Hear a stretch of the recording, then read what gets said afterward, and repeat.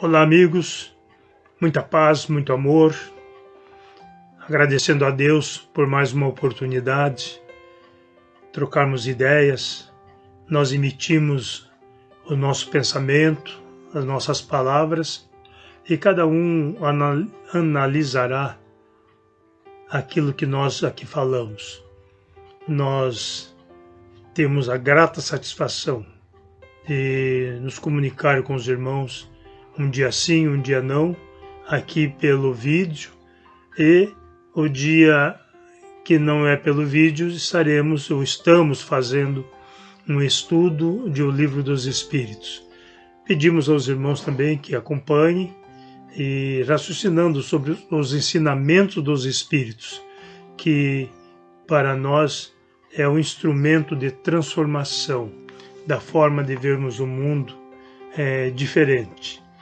Nós vamos iniciar o nosso diálogo desta tarde, apresentando aos irmãos o meu livro O Caminheiro, e vou ler aqui um soneto. Esse é um livrinho de 70 e tantas páginas, com 73 sonetos.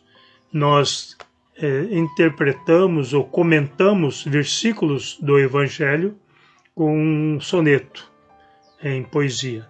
O de hoje é intitulado Simão Pedro, que é assim: E disse-lhes: Vinde após mim, e eu vos farei pescadores de homens.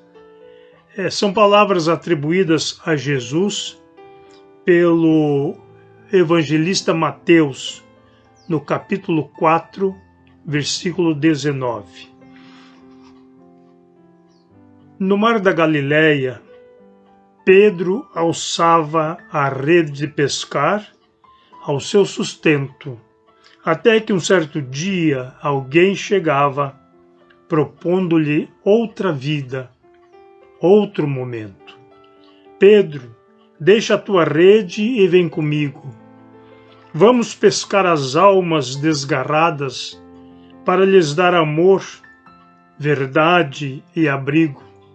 São filhas de meu Pai e são amadas. Chama André, seu irmão, a essa jornada. O tempo está chegado, sentencia. Conjuguemos ao mundo o verbo amar. E vai pisando areia, em suas pegadas, marcam o rumo dessa profecia e faz de Pedro a pedra angular. Este soneto eu escrevi no dia 6 de 10 de 95. Quando eu falo palavras atribuídas a Jesus, vejo que sempre é bom falarmos sobre isto, porque, assim, como palavras atribuídas a Jesus, não foi ele que disse. Jesus não escreveu nada, ele falou. Consta que a única vez que se viu Jesus escrevendo foi quando lhe apresentaram a mulher adúltera, que não é Maria Madalena ou Maria de Magdala. Essa mulher adúltera não tem nome citado. Então, consta que quando apresentaram-lhe aquela mulher, e falando que a lei dizia que tinha que ser apedrejada, simplesmente ele se agachou e passou a escrever na areia. O que será que Jesus escreveu? Há os fazedores de ideias de que ele, naquele momento, ele passou a escrever o nome daquelas pessoas que estavam ali, cobrando uma atitude. Ele, então, passou a escrever o nome. Levantando-se, ele perguntou, falou a eles, ou melhor dizendo: atire a primeira pedra aquele que estiver isento de pecados. E voltou a escrever. Quando ele levantou a cabeça, só tinha mulher em pé à sua frente. Ele pergunta a ela: mulher, cadê os que te acusavam? Ela respondeu: eles foram embora, Senhor. Ninguém te condenou? Não, nem tampouco eu te condeno. Vai e não peques mais. Então, esse é o momento narrado sobre Jesus. Então, e muitos outros momentos. Mas consta que naquele dia ele escreveu. Fora disso, ele falava, trazia sua mensagem, ensinava. De resto, ensinava-nos, porque sua mensagem permanece viva. Até diria no superlativo, vivíssimas. Nós que muitas vezes nos fazemos de mouco, mas até que desperte em nós o som da consciência. Cedo ou tarde, este som chegará aos nossos ouvidos. E naquele dia ele fala a Simão Pedro que ele estava caminhando no mar da Galileia. Quando nós falamos em mar da Galileia, não é mar, é um grande lago. E estava caminhando e viu então duas pessoas pescando, né, atirando a rede. E ele se aproximou delas e disse: vinde comigo, e eu vos farei pescadores de homens. Consta que Pedro e André, o seu irmão, deixaram seus afazeres e seguiram com Jesus. Mais à frente, tinha novos homens, outros homens também ali, à beira-mar. E Jesus chegou e disse a dois daqueles que ali estavam: vem comigo. Eles estavam consertando as redes. Esses eram Tiago e João, seu irmão.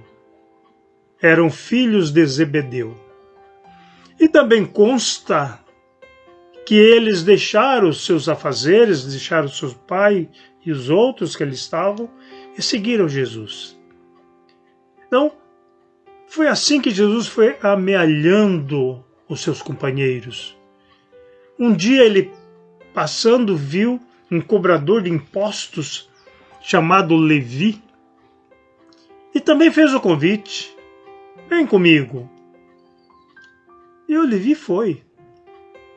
Então, desses nós vamos encontrar João, que se tornou o evangelista, e Levi, que se tornou o Mateus,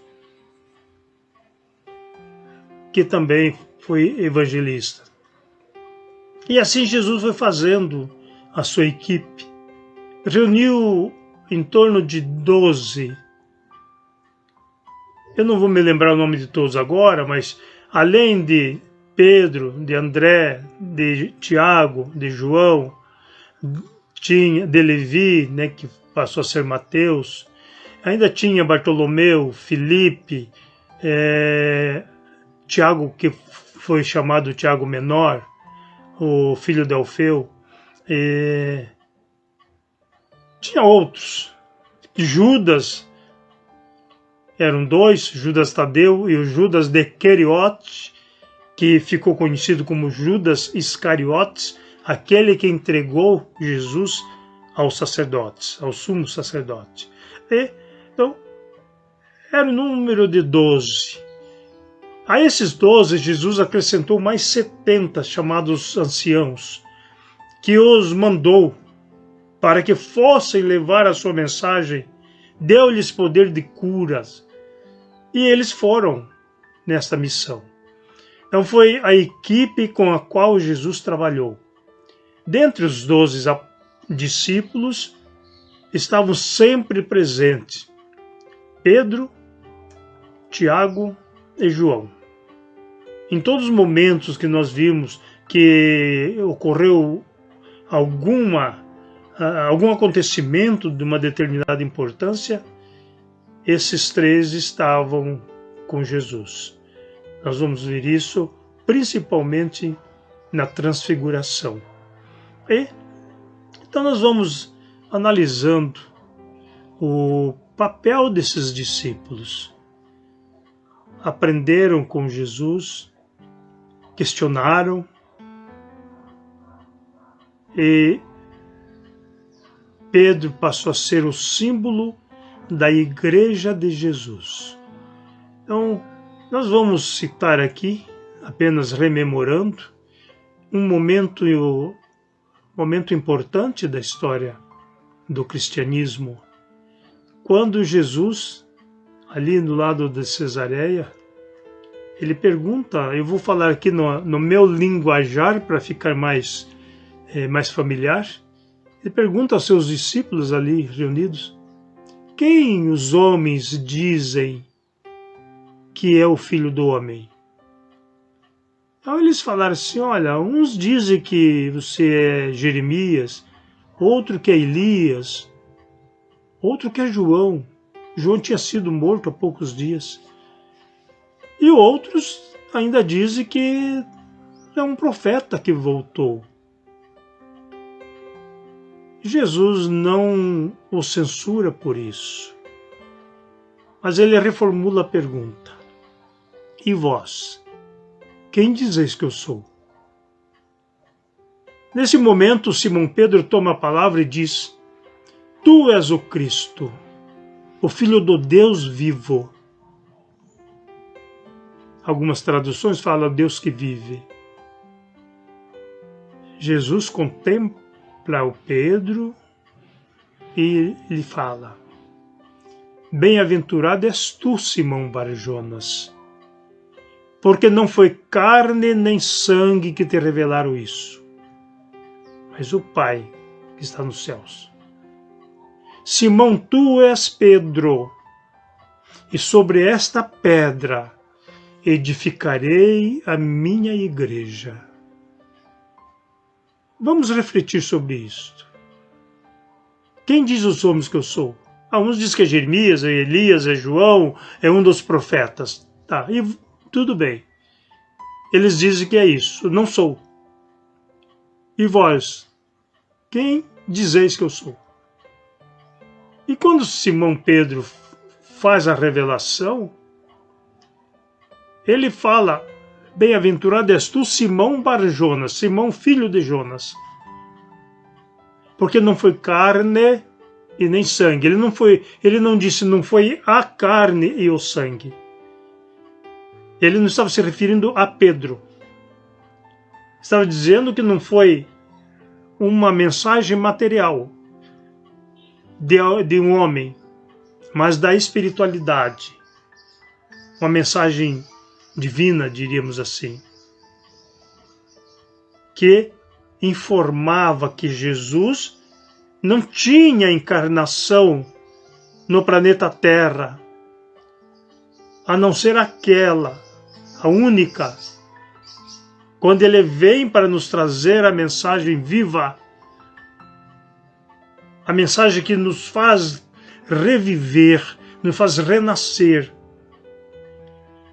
que nos dá ânimo e esperança. E, com isto, faz nascer a nossa certeza. Este é o Jesus, conhecido como o Rabi da Galileia. Jesus era de Nazaré, uma aldeia de mais ou menos 20 casas na Galileia. Então vejamos que ele, depois disso, ali ele consagra a reencarnação, mas ele vai além. Simão, não foi carne nem sangue que te revelaram isso, mas foi o Pai que está nos céus. E tu és Pedro, e és pedra, e sobre esta pedra edificarei a minha igreja. A igreja significa comunidade, vem de eclésias do grego. Comunidade, não se trata de religião, se trata de comunidade. nós temos as boas e as más comunidades. E o mestre fala naquele momento da comunidade boa, daqueles que se convergem com pensamento positivo, fundado no amor, na caridade. Esta é a igreja que Jesus vem edificar. E, naquele momento, a faculdade que Pedro tinha, de receber do alto a mensagem e transmitir ao que a doutrina espírita chama de mediunidade. Mas a mediunidade não é espírita. Ela vem dos primórdios da humanidade. Nós lembramos aqui, no Antigo Testamento, a pitonisa do Rendor, quando Saul vai consultá-la, e o exercício da mediunidade à época era proibido. Era levado à morte aqueles que transgredissem as determinações reais. Mas Saul tinha curiosidade, ele queria saber o que se tramava contra ele.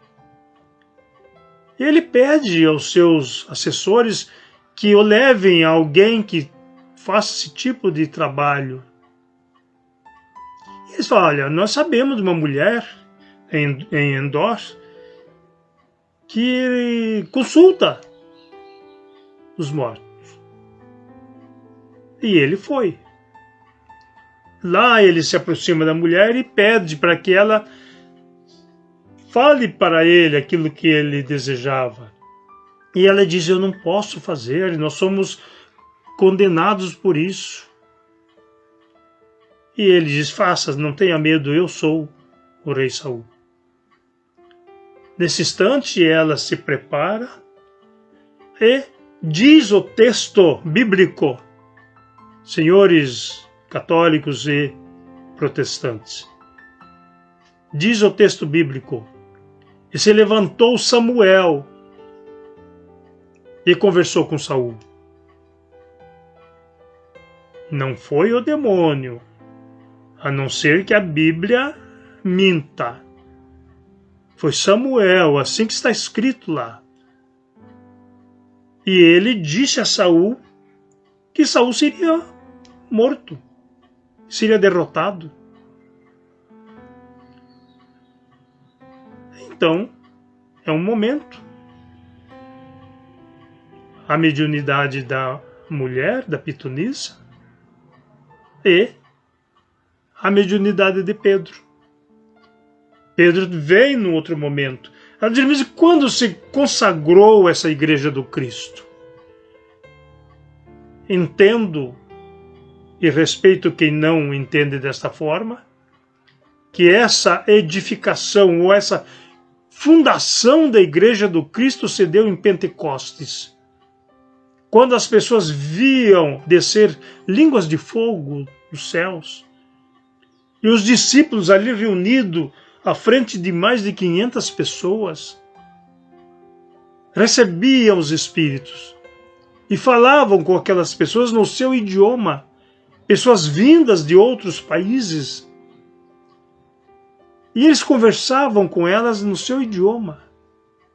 Quem eram esses discípulos, agora já apóstolos? Pessoas iletradas, pescadores. Só Levi era mais instruído. Mas eles falavam com aquela gente, pela faculdade mediúnica, esse canal que muitos de nós possuem como instrumento do bem. Aquele que utiliza a mediunidade para o mal, e é possível, porque nós somos assessorados pelos assessores que nós queremos, que nós buscamos. Os que pensam no bem e exercitam o amor, terão sempre a companhia dos bons espíritos. Falamos sobre isso ontem no nosso estudo. Os que agem no mal terão sempre aqueles que se valerão deles para continuar prejudicando os outros.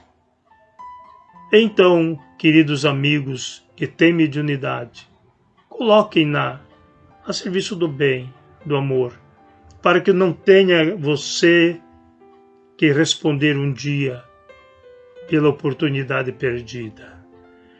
Queridos amigos, irmãos, que possamos refletir